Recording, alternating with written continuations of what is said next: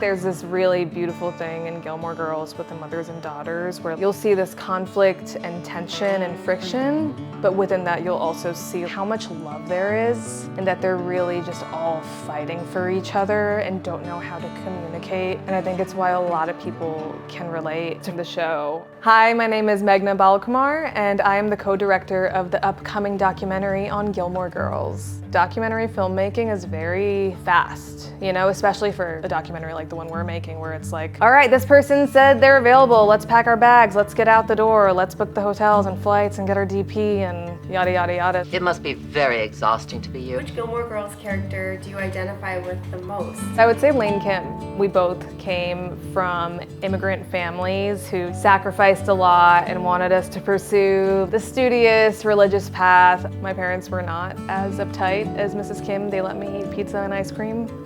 I started playing the electric guitar when I was 17, 18, but my parents did not love my rock and roll obsession. I would just come back home after college with more and more memorabilia. And like Lane Kim, I'd be like hiding it all in my closet. The floorboard scene, oh my God. Man, that's an intense scene. You can see that Lane wasn't expecting that and the heartbreak happening on both sides. I made you do this. No,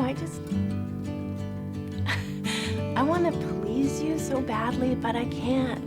When we talked to Emily Kuroda, who played Mrs. Kim, and Keiko Agena, who played Lane, you know, they both got really emotional about it. It's a powerful scene. It's just like, family's hard. Family's really hard and trying to live up to those expectations. And I think it just resonates with so many people because I think a lot of people just wish that they could be their full, authentic self with their parents and be accepted. I relate to that. I know so many people relate to that. Same with Lorelai, you know, she gets pregnant and she leaves her actual family because they're trying to construct this whole life for her. And she goes to stay at the Independence Inn. And you see that scene where Emily is going in behind her and sees where she lived and is like, why would she choose this harder life? But it's so hard to be inauthentic. So Lorelai goes to Stars Hollow and she has this whole community that supports her. She raises Rory with this family. Rory doesn't grow up with the traditional family, but she grows up with the whole town of Stars Hollow, and that community raises her. And I think a lot of people love seeing that and want to go, yeah, I don't have the perfect relationship with my mom or my dad or my brother or my sister or whoever it is, but if I can find the right people around me, which finding community is hard. Like, we all wish that it was as easy as Stars Hollow, but if you can find people around you to take care of you and you take care of them, you're gonna be okay.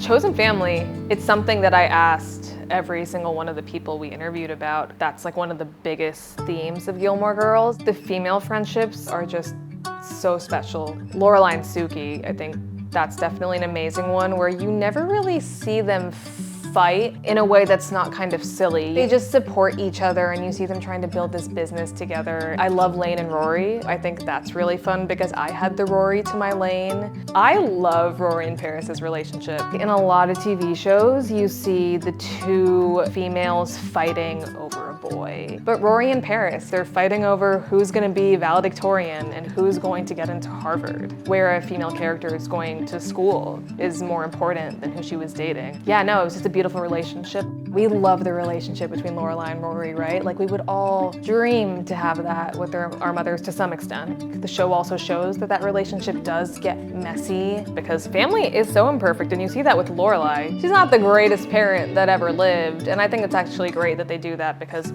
who's perfect? Oh, there's gonna be a time in our lives where occasionally I'm gonna make a mistake. It hasn't happened yet, but it might. We met a lot of fans who had the Lorelai-Rory relationship, a lot of mothers and daughters. Mothers who had their daughters as teenagers, and you can tell the mother and daughter are both aspiring to have that bond that Lorelai and Rory had. Another fan that doesn't have a good relationship with their father or their mother, you know, but they come to this fan convention in Connecticut, and this is their chosen family and their community. Gilmore Girls is about mothers and daughters, sure, but it's about community, found family, life being messy, but we're all gonna make it, you know.